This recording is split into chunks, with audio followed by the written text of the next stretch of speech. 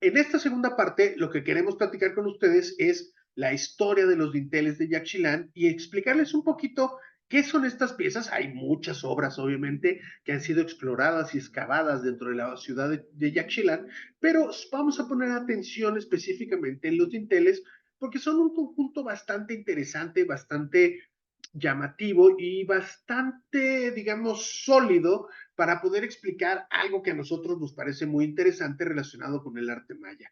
¿Cómo estamos observando lo que tal vez es el pináculo artístico de una cultura vista desde un grupo muy particular de objetos? Es decir, la zona maya, como decimos, tendría unos 50 sitios de gran calibre, pero estos sitios pues se iban, digamos, dividiendo en importancia. Y el caso es que nosotros podemos observar en el Yaxchilán que estos dinteles que vamos a ver son prácticamente los dinteles mejor labrados de toda el área maya e incluso son tan claros que es más fácil de leer uno de estos objetos que, por ejemplo, una estela que es mucho más complicada porque tienen además muchísimo más texto y un texto bastante más aburrido, bastante más soso, porque usualmente las estelas están hablando de las entronizaciones de los reyes y de algunos otros eventos. Lo que ustedes van a ver en estos dinteles de Yaxchilán es justamente una plástica diferente, una serie de escenas que tal vez podríamos ver en los vasos mayas, pero que es muy extraño verlo en una escultura y van a ver qué bellezas nada más. Yaxchilán, bueno, ya les decíamos, más o menos ha sido explorada desde 1881 hasta la fecha, unos 140 años, pero justamente hace unos 140 años los primeros viajeros pues se dieron cuenta de que era un sitio muy importante, pero además que estaba pues bastante destruido el sitio, es decir, Yaxchilán por estar tan cerca del río Sumacinta tiene un nivel de erosión muy grande. ¿A qué nos referimos con erosión? Hay muchas crecidas de agua y hay mucho, digamos, el río ayuda a conducir viento por esa zona, que es un factor bastante importante, pero que en esta piedra de tipo caliza y por la posición en la que está construido, es decir, cerca y en unas partes altas del río Sumacinta, pues el agua y el aire han hecho un trabajo importante de erosión y el sitio se ha ido deteriorando fuertemente. De hecho, algunos edificios que fueron visitados y fotografiados en 1881 se han caído y se han colapsado y hoy en día pues están esperando algún día ser recuperados y vueltos a levantar. Pero entonces, Jack Chilan lo que nos va a enseñar es que hay muchos edificios tirados y estos edificios estaban muy decorados. Por lo tanto, se va a hacer fácil de alguna manera el que se recuperen estas piezas y se recuperen obras. Y parte de la culpabilidad que nosotros tal vez vamos a echar, pues se la vamos a tener que aventar a un arqueólogo que tiene una de estas que son tal vez una de las fotos más icónicas de los viajeros o de los primeros arqueólogos que trabajaron en México, que es Alfred Mosley, que está en este momento que ustedes lo ven ahí arriba, está en Chichen Itza, tomándose, digamos, eh, dentro de sus recámaras, es la parte alta de un templo, no sabemos exactamente cuál, pero es, digamos, esta es una foto icónica de la historia de la arqueología. Además, bueno, es muy bonita, puede ver uno incluso estos sombreros llamados Sarkov, que son los que típicamente distinguían al arqueólogo hasta que Indiana Jones introdujo el sombrero de piel flexible, que es tal vez ahora el símbolo que caracteriza la arqueología. Pero vemos la hamaca, la ropa y el arqueólogo trabajando en una silla plegable y esto es algo muy parecido a lo que hicimos todos los que somos arqueólogos y que hemos trabajado en campo. Usualmente tenemos que trabajar en una mesa de plástico en condiciones pues semipermanentes porque usualmente pues estamos de paso en los sitios. En 1885 Alfred Maudslay ya estaba viajando por México, pero ella tenía información específica de algunas zonas arqueológicas que eran de gran importancia y decidió visitarlas. Y dentro de estas visitas, pues se permitió algunas libertades. Y alguna de ellas, pues, fue justamente el ver esta pequeña estructura que ha sido identificada y marcada como la estructura 23 de Yaxchilán y que era o fue en algún momento lo que nosotros conocemos como la casa de la señora Shock. Ahorita les voy a presentar a la señora Shock, no quiero ser majadero, primero les muestro la casa por fuera. Y este edificio lo encontró Alfred Maudsley completamente destruido, colapsado, y entonces lo que vio es que algunas de las estructuras internas, llamadas dinteles, pues estaban, en vez de arriba de la puerta, tiradas en el piso y que eran de tamaños relativamente transportables, y pues se le ocurrió que era una gran idea, pues ordenar, él no se los llevó, sino ordenarle a una persona local que estaba trabajando con él que viniera después, recuperara esos objetos y se le enviaran a la ciudad de Londres para que él dispusiera de ellas. Por lo tanto, así nace, digamos, la gran historia de los dinteles. ¿Qué es? Les decía yo rápidamente, ¿qué es un dintel? Aquí ven ustedes un dintel maya todavía en su lugar, y es básicamente la parte de arriba de una puerta, si tomamos en consideración que la parte derecha e izquierda por donde pasamos se llaman pilares o jambas en algunos casos, pero dintel es la parte que, digamos, lo une por arriba, es decir, cuando uno pasa por la puerta o por el umbral, el dintel queda exactamente arriba de nuestra cabeza. Y en el caso de los mayas, pues es bastante interesante que consideraran que estas eran piezas para ser decoradas. ¿Por qué? Bueno, pues porque uno pensaría hoy en día, para cómo utiliza uno los edificios y la arquitectura, pues no tiene mucho sentido grabar una imagen para que tú te tengas que torcer el cuello para poderla ver cuando estás entrando a un edificio.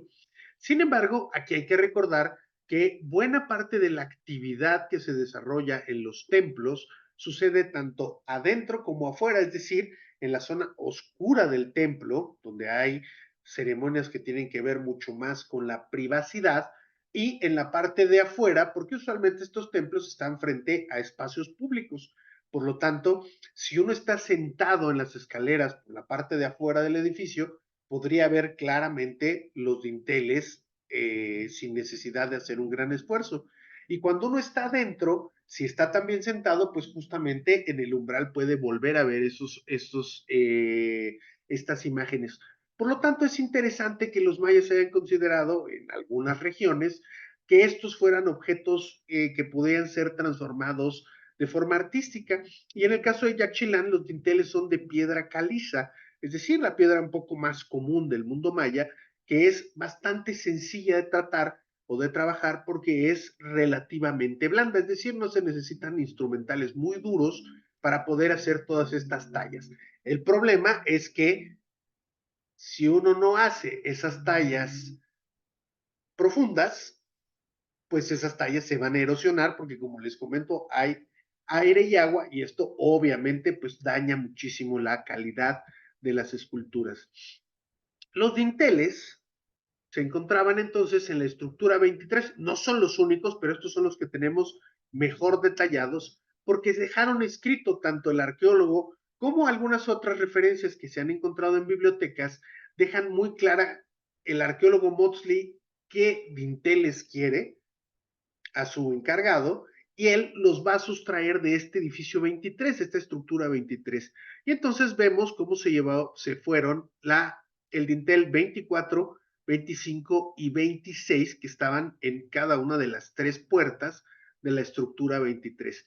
Hay muchísimos otros dinteles que se han encontrado en Yaxchilán. Si no mal recuerdo, hay todavía hasta por ahí un dintel número 70, es decir, es una forma muy común, un objeto muy común en Yaxchilán.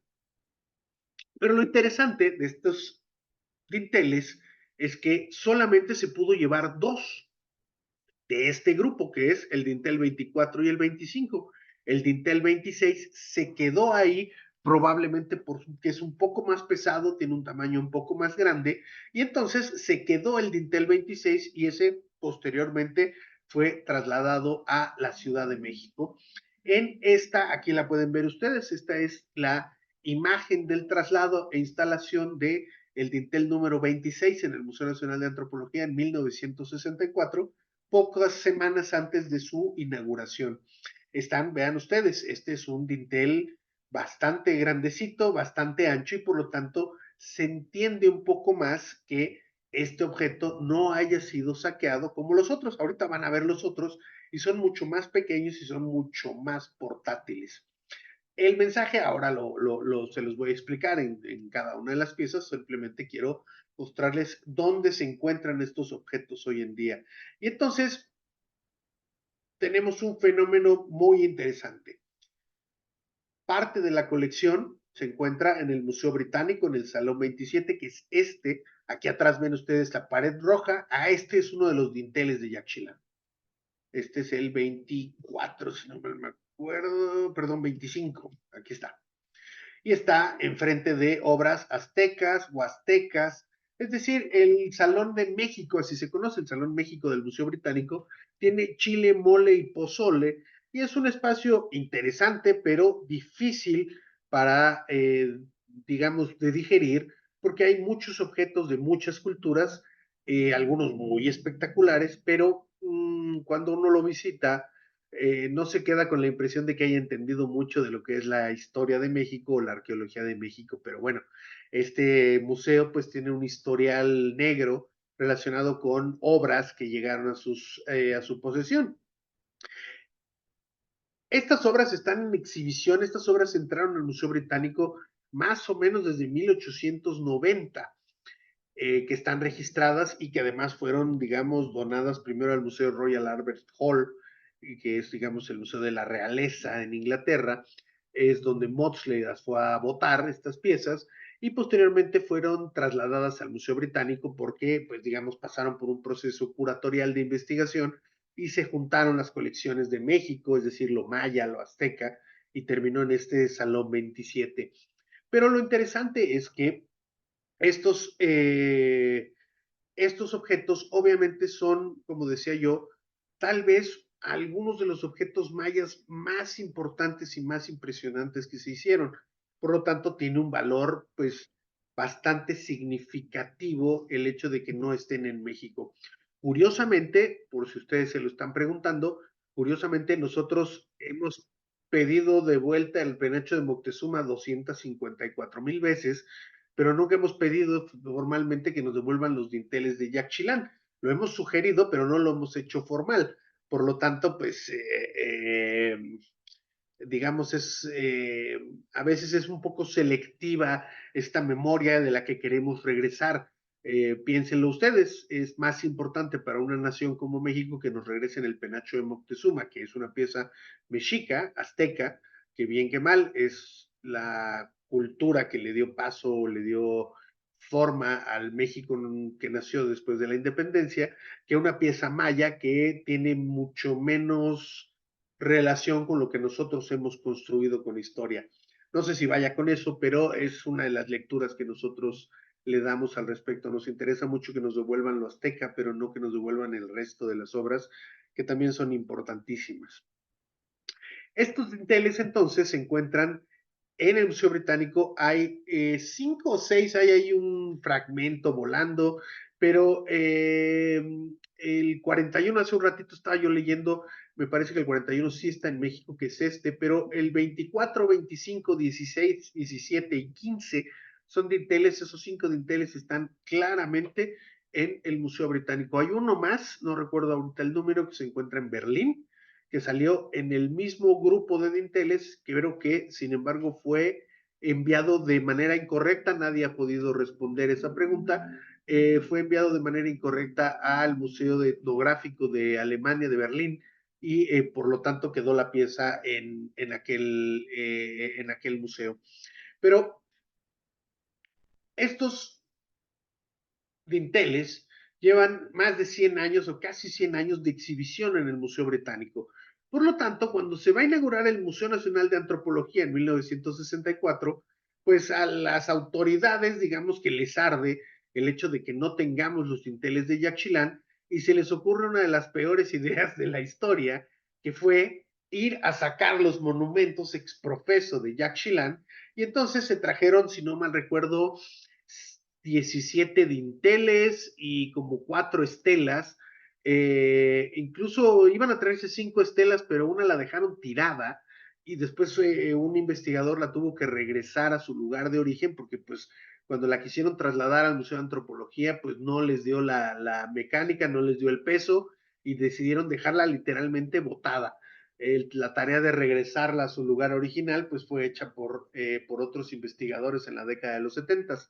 Pero nos quejamos mucho de lo que pasó con el Museo Británico, pero pues para el Museo Nacional de Antropología hicimos algo un poco parecido, que es desplumar un asentamiento arqueológico, demos sus monumentos para poderlos exhibir en la capital del país, que se encuentra a unos 1,200 kilómetros de distancia.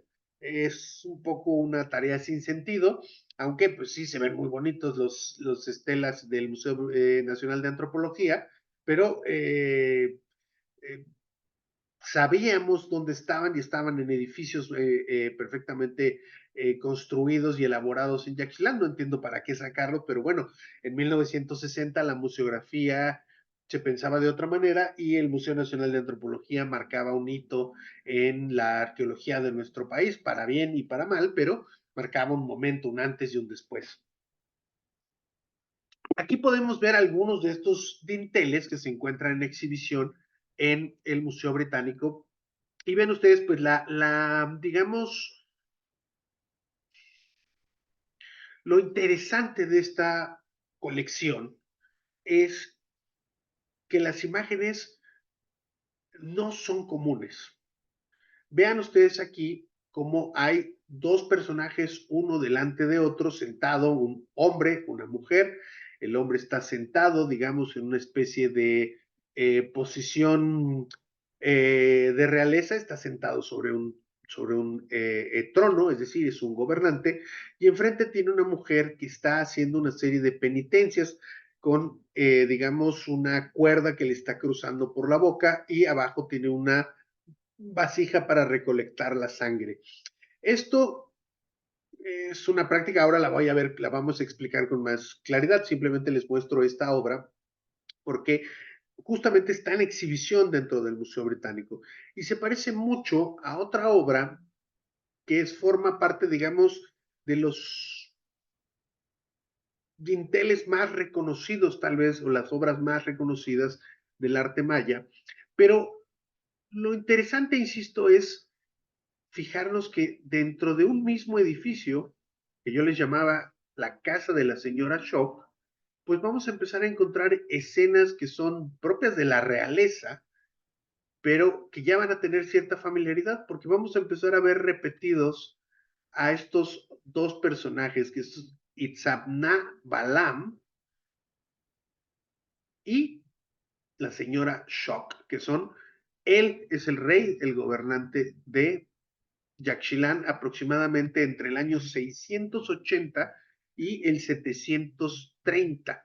Es uno de los gobernantes más longevos de la historia de Yaxchilán y es el encargado de construir la estructura 23, justamente, que es de donde Maudslay se robó estos dinteles.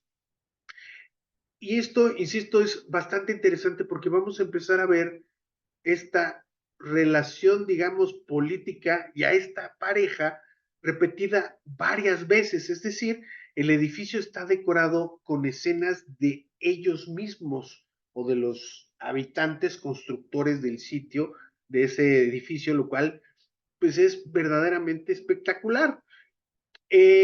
Itzamnach Balam va a aparecer varias veces, aquí lo volvemos a ver, otra vez es el Dintel 41 que ya les había yo mostrado en este caso y en esta ocasión está él, digamos, en una posición guerrera con una lanza en la mano, el Dintel está roto, no conocemos exactamente todo, pero todavía trae un sombrero del dios de la lluvia, de Chak. Eh, Probablemente está vestido como guerrero haciendo diversas ceremonias frente a otro personaje masculino. Pero, como les decía yo, Itzamnach Balam y la señora Shock van a estar repetidos numerosas veces en estos dinteles y van a estar contando una parte de su historia que es, pues, pues nunca vista en otro lado, nunca entendida con tanta claridad como en estos objetos. ¿Por qué? porque la talla, como decíamos hace un rato, es verdaderamente espectacular.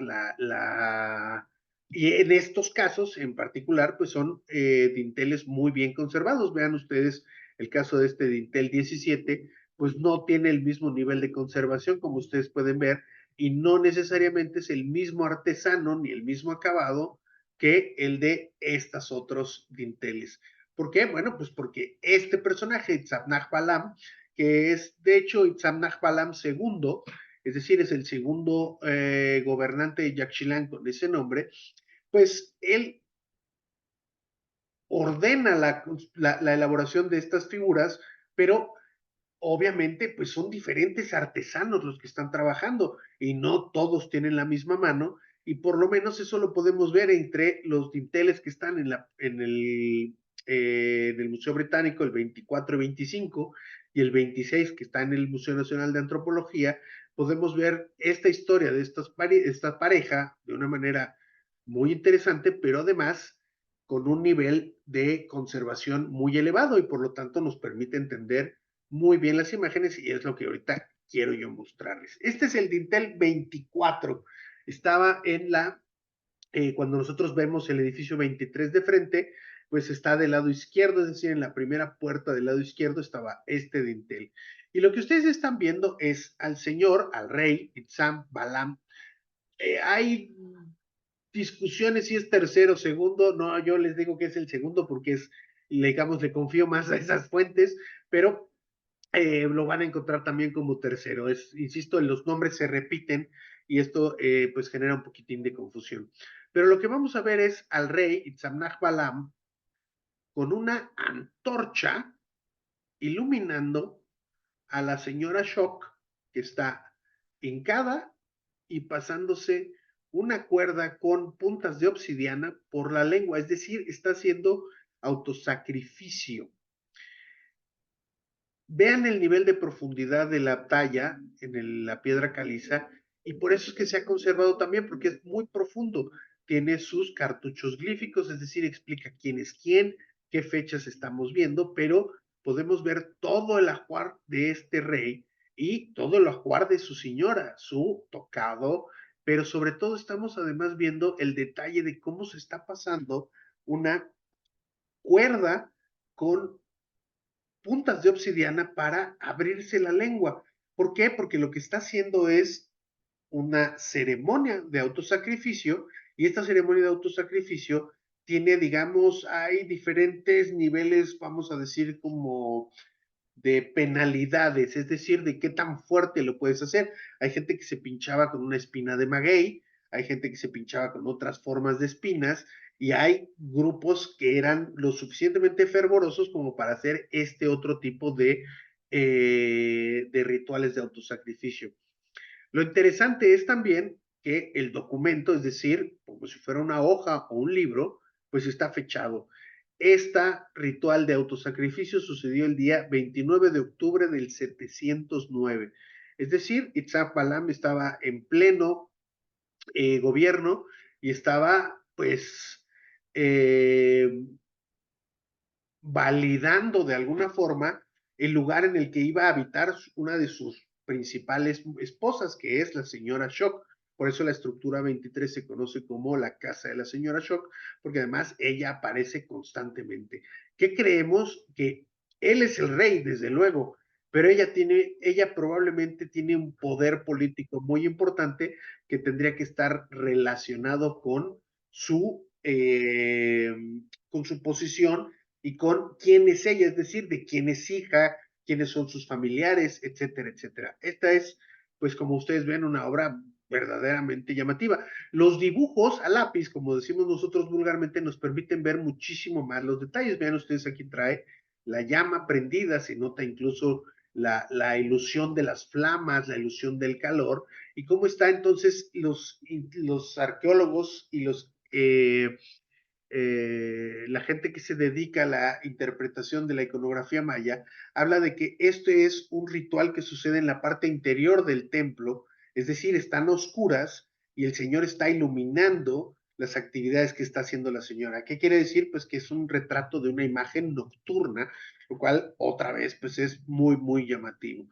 Vean ustedes también que en el dibujo pues podemos apreciar con muchísima más claridad los detalles de la ropa, de los tocados e incluso, bueno, ya la epigrafía y el mensaje que se lanza. Pero esto es verdaderamente espectacular como obra artística y como documento genealógico, que en el fondo es lo que es un documento de un rey de Yaxchilán que está representando los rituales de autosacrificio con su señora. Es verdaderamente increíble. Vean ustedes aquí ya cómo se está pasando la cuerda por la lengua, claramente se nota la lengua, tiene ella también está ricamente adornada, ricamente vestida, y en la parte baja, vean ustedes la cuerda, las puntas de obsidiana y una cesta que recoge la sangre. La sangre se utiliza específicamente para diferentes partes de los rituales y es importante conservarla, no necesariamente regarla, digamos, a tontas y a locas, sino conservarla. Estos son rituales muy, muy, muy importantes, mucho más si los estamos viendo elaborados por una persona que es el mediador entre los dioses y las personas, que son obviamente los reyes. Este es el otro dintel, el que estaría en la puerta central y que está marcado como el dintel número 25, también se encuentra en el Museo Británico y tiene otra vez una representación, en este caso muy estilizada, de Itzham Balam, el rey, saliendo de las fauces de una serpiente que para muchos representa, ahora les explico, pero que podría representar el orden de otras regiones en el área maya. No, no es una simbología tan común, aunque la serpiente es muy presente en muchos aspectos, pero ahora les explico por qué. Y aquí abajo está otra vez la señora Shock, viendo a su señor, viendo, atendiendo a su esposo y además portando objetos de valor como punzones y recipientes, es decir, otra vez están haciendo tareas de ritualidad. ¿Por qué les menciono la serpiente? Bueno, porque muchos autores hablan de que esta es parte de la influencia teotihuacana en esta región. Mientras más estudiamos el fenómeno, más interesante es. Los teotihuacanos sí llegaron hasta las tierras bajas mayas, estuvieron en el Petén, tomaron Tikal. Sabemos hoy en día que hubo un breve reino de gente teotihuacana en Tikal, que conquistaron muchos otros pueblos y muchos otros estados en la zona maya y que además dejaron una fuertísima influencia. Esto sucedió alrededor del año 400 de nuestra era y por lo tanto, ya hacia el año 800, 700, perdón, que se están elaborando estos dinteles, pues algunos de estos símbolos parecen ya estar totalmente integrados a la estética maya, integrados a la ideología, pero cuando uno revisa la bibliografía es interesante ver que se habla constantemente de la presencia de un elemento teotihuacano o del centro de México en estos dinteles. Es, digamos, muy, muy interesante. Y por el otro lado, bueno, pues es llamativo, ¿no? La serpiente es un elemento divino que está representando conexión con los mundos divinos y de las fauces sale el dios, que quiere decir, digo, el gobernante, perdón, que quiere decir pues que el gobernante tiene el favor de los dioses, es el elegido por los dioses y por lo tanto es quien puede entablar contacto con ellos, es el intermediario máximo entre los dioses. Insisto, interesante el hecho de que en todas las imágenes esté presente su esposa, esté presente su señora. Hace pensar, insisto, que esta señora tenía una importancia regional muy, muy importante. Es decir, probablemente la que tenía realeza era ella, pero al ser mujer tal vez no pudo ser gobernante y su marido, digamos, el esposo de esta mujer, es quien pues va a heredar parte de su poderío y parte de la fuerza que tiene su familia política, es decir, los padres de la señora Shock. Así se interpreta, sin embargo, no tenemos toda la historia totalmente completa. Aquí pueden ustedes ver, es el dictel 25, son los rituales de Itzapnaj Balam hechos el 24 de octubre del año 681, donde se le están pidiendo favores a la deidad Ahkak Chak, que está representada justamente por la serpiente, donde aparece justamente el rey y tiene la señora enfrente. El documento tiene además digamos, el dintel tiene la peculiaridad de que te muestra la fecha en la que fue ordenada la elaboración de este dintel, es decir, conmemora algo sucedido en octubre del año 681, pero el dintel es colocado el 6 de agosto del 723. ¿Por qué? Porque ese día se inauguró la casa de la señora Shock. Hay otros fragmentos de piedras que hablan de que ese día el edificio se inauguró, por lo tanto, toda esta iconografía fue construida y elaborada para la inauguración de este edificio, es decir, ya se estaba deificando de alguna manera la señora Shock al estarla representando junto a su marido en diversas tareas de orden y corte religioso. Y el Dintel 26, este se encuentra en la Ciudad de México. Vean ustedes, evidentemente está hecho por las mismas manos que los que hemos estado viendo en la misma piedra, es decir, es el mismo taller el que está trabajando. Pero otra vez, vemos a Itzamnach Balam junto a su esposa, la señora Shock. Y en este caso, la señora le está otorgando algunos símbolos de poderío, como es el caso justamente de un casco con forma de jaguar, es decir, le está dando una de las insignias más importantes que puede haber, que es obviamente señalarlo como un hombre de guerra, porque se le está dando un casco de guerra, y obviamente marcado como un jaguar, que es una de las peculiaridades tal vez más interesantes de esta zona arqueológica, la cercanía o la relación que se tiene con el jaguar, y esa será mi última reflexión.